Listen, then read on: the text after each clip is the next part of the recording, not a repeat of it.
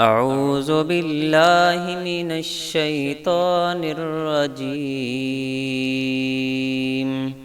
بسم الله الرحمن الرحيم.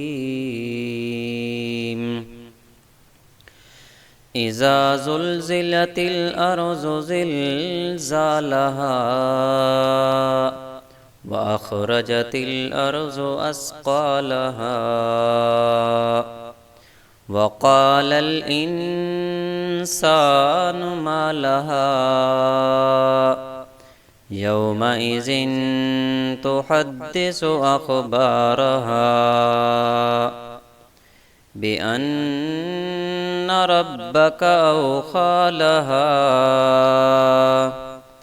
يومئذ يصدر الناس أشتاتا ليروا أعمالهم فمن يعمل مثقال ذرة خيرا يره ومن يعمل مثقال ذرة شرا يره.